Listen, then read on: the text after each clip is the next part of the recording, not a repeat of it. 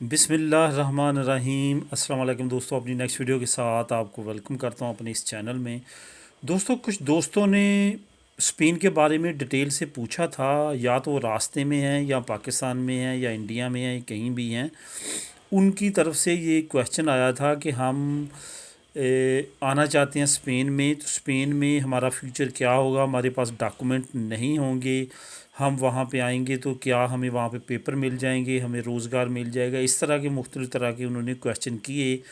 तो मैंने सोचा कि इस पे डिटेल के साथ एक वीडियो बना देता हूँ, जिसमें प्लस पॉइंट और नेगेटिव पॉइंट दोनों पे बात करूँगा। और आगे आप लोगों की मर्ज़ी होगी कि आप लोग इसको पसंद करते हैं या नहीं, यहाँ पे आते हैं या नहीं। वो आपके सर्कमस्टेंसेस, आपके हालात वाक़यात के मुताबिक आप अपना फ़ैसला ख़ुद कीजिएगा। यहाँ पे एक बात और आपको बताता चलूँ कि ये जो वीडियो है ये मैं अनडॉक्यूमेंटेड इमिग्रेंट्स को सामने रख के बनाऊंगा, जिनके पास डॉक्यूमेंट नहीं होंगे, लेकिन जो डॉक्यूमेंट्स के तौर पे भी आना चाहते हैं वो भी इस वीडियो से काफ़ी इन्फॉर्मेशन ले सकते हैं। इसमें काफ़ी इन्फॉर्मेटिव वीडियो जो कि इस वक्त हालात वाक़यात स्पेन में, वो तमाम के तमाम इंशाल्लाह ताला कवर करने की कोशिश करूँगा। सबसे पहले हम प्लस पॉइंट जो है, अच्छे पॉइंट स्पेन के, वो मैं बताऊँगा कि एज़ ए इलीगल इमिग्रेंट आपको क्या फेस करना पड़ सकता है, प्लस पॉइंट और नेगेटिव पॉइंट। सबसे पहले जो अच्छी चीज़ है स्पेन में, आप अगर बग़ैर डॉक्यूमेंट्स के, बग़ैर पेपरों के स्पेन में आते हैं, वो ये है कि आपको आके जब आपने रजिस्ट्रेशन यहाँ पे करानी है तो 3 साल के बाद आप अहल हो जाएंगे कि आप रेजिडेंसी यहाँ की अप्लाई कर सकते हैं कि मैं यहाँ पे रहना चाहता हूँ और काम करना चाहता हूँ। वो अलहदा बात है, उसका नेगेटिव पॉइंट क्या है वो नेगेटिव पॉइंट्स में बताऊंगा, लेकिन ये इसका एक पॉजिटिव पॉइंट जो कि मैं समझता हूँ कि काफ़ी बड़ा है इलीगल इमिग्रेंट्स के लिए। और यहाँ पे 90% जो इमिग्रेंट्स आते हैं वो यही जहन में रखते हैं कि कम अज़ कम वहाँ पे फ़िक्स टाइम है कि इतने अरसे के बाद आप अप्लाई कर सकेंगे रेजिडेंट कार्ड।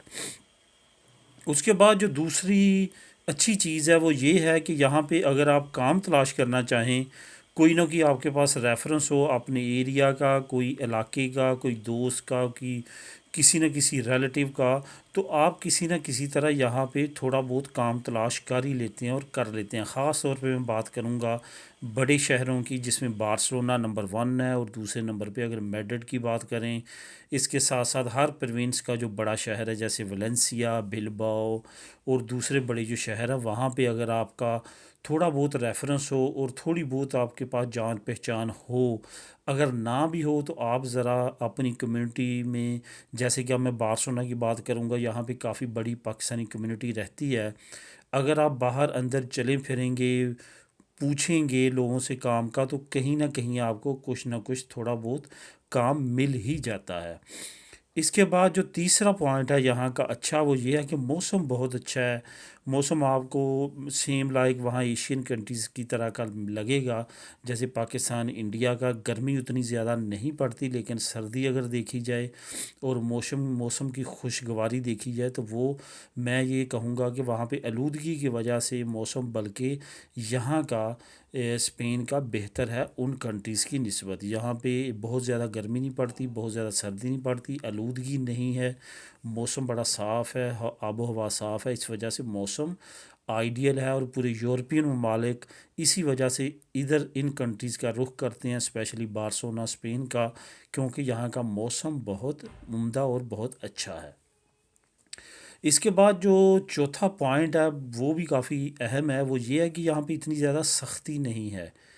ये डर नहीं होगा आपको कि आपको डिपोर्ट कर दिया जाएगा, बशर्ते दीगर आप किसी न किसी क्राइम में मुलव्वस ना हो। अगर आप किसी न किसी क्राइम में मुलव्वस हैं, कि चोरी चकारी की, लड़ाई झगड़ा, फिर आपको ये नहीं छोड़ेंगे, फिर आपको जेल भी जाना होगा और आपको उसके बाद डिपोर्ट भी करेंगे। इस वजह से अगर आप किसी ना किसी क्राइम में मुलव्वस नहीं हैं, सब कुछ ठीक है, तो फिर कोई मसला नहीं होगा, आपको डिपोर्ट नहीं किया जाएगा। आप सिर्फ अमन-ओ-अमान का ख़्याल रखें और अपनी दुनिया में मस्त रहें और टाइम पास करें जब तक आप लीगल नहीं होते। तो यहाँ पे कोई भी किसी तरह का मसला नहीं है कि आपको डिपोर्ट कर दिया जाएगा। ये थे मेन 4 पॉइंट जो कि प्लस पॉइंट थे। अब हम बात करेंगे नेगेटिव पॉइंट्स की। सबसे पहला जो नेगेटिव पॉइंट है वो आपको मैं बताऊंगा कि कॉन्ट्रैक्ट यहाँ पे काफ़ी ज़्यादा महंगा है। कॉन्ट्रैक्ट मतलब आप सोच रहे होंगे किस चीज़ का कॉन्ट्रैक्ट। जैसे कि मैंने आपको पहले बताया था बेनिफिट्स में सबसे पहला कि 3 साल के बाद आपको डॉक्यूमेंट मिल जाते हैं।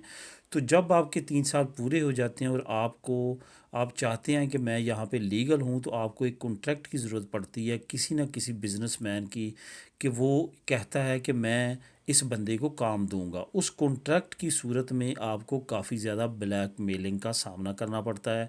वो जो है बाई लॉ तो आप फ्री में लेते हैं, लेकिन जैसा कि आपको पता है कि बाई लॉ आपको की काम पे रखता भी नहीं है, इस वजह से आपको वो ख़रीदना पड़ता है। और इस वक्त जो उसका रेट है वो 8,000 से 10,000 यूरो तक भी लोग मांगते हैं, जिस पे आपके पेपर निकल आते हैं। तो इस वजह से वो काफ़ी ज़्यादा महंगा है और काफ़ी एक्सपेंसिव है, जिसकी वजह से ये एक बहुत बड़ा नेगेटिव पॉइंट है स्पेन का, कि यहाँ पे इतनी बड़ी अमाउंट लगा के आपको लीगल होना पड़ता है। उसके बाद जो दूसरा नेगेटिव पॉइंट मैं बताऊंगा, जैसे कि मैंने कहा था यहाँ पे काम मिल ही जाता है रेफरेंस से या बाहर अंदर घूमने फिरने से, पूछने से, कम्युनिटी के काम तो मिल जाता है, लेकिन इलीगल बंदे को बहुत कम तनख्वाह दी जाती है और बहुत ज़्यादा घंटे काम लिया जाता है। और ये ख़ास तौर पे देसी लोग ही आपको काम पे रखेंगे, इलीगल को जिनके पास डॉक्यूमेंट्स नहीं होंगे। यही वजह है कि वो आपका सही मायनों में इस्तेसाल करेंगे और आपको बेहतर तनख्वाह भी नहीं देंगे और बेहतर आपको फैसिलिटीज़ भी प्रोवाइड नहीं करेंगे और बहुत ज़्यादा घंटे जो है वो आपसे काम लेंगे। ये एक बहुत बड़ा ड्रॉबैक्स है जो कि आपको जब तक आप लीगल नहीं होते बर्दाश्त करना पड़ेगा, अगर आप स्पेन में काम करते हैं तो। इसके बाद पेपर आपको मिल जाते हैं। उसके बाद टैक्स का मसला है कि टैक्स आपको कम से कम 5 साल पहले जो है वो आपको अच्छी तरह से बी केयरफुल हो के अपने डॉक्यूमेंट चलाने पड़ते हैं। पहले साल वाली पे लाजमी तौर पे 6 महीने आपने काम करना है, टैक्स गवर्नमेंट को जाना चाहिए। पहली 2 साल वाली में आपको कम से कम 1 साल काम करना है, टैक्स लाजमी जाना चाहिए। दूसरी 2 साली में कम से कम दोबारा आपने 1 साल काम करना है, टैक्स गवर्नमेंट को जाना चाहिए।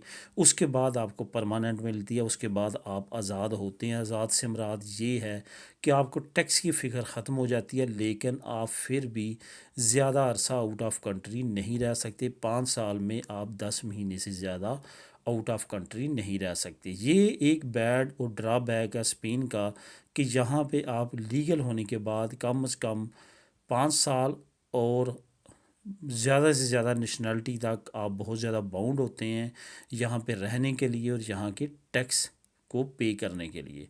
दोस्तों, ये थे ड्रॉबैक्स और प्लस पॉइंट जो मैंने आप लोगों के साथ डिस्कस किए। उम्मीद है कि इस वीडियो में तमाम एस्पेक्ट्स मैंने कवर किए होंगे। अगर फिर भी कोई ना कोई आप सलाह मशवरा लेना चाहते हो, कोई ना कोई आपके ज़हन में हो कि हमें ये भी चीज़ का पूछना है या इसके बारे में भी हम जानना चाहते हैं, तो आप नीचे कमेंट कर सकते हैं। इंशाल्लाह ताला मैं आपको उसका आंसर देने की एज़ सून एज़ अर्ली कोशिश करूँगा। दुआ में याद रखिएगा, मिलेंगे नेक्स्ट वीडियो में नई इन्फॉर्मेशन, नई न्यूज़ के साथ। अल्लाह हाफिज़।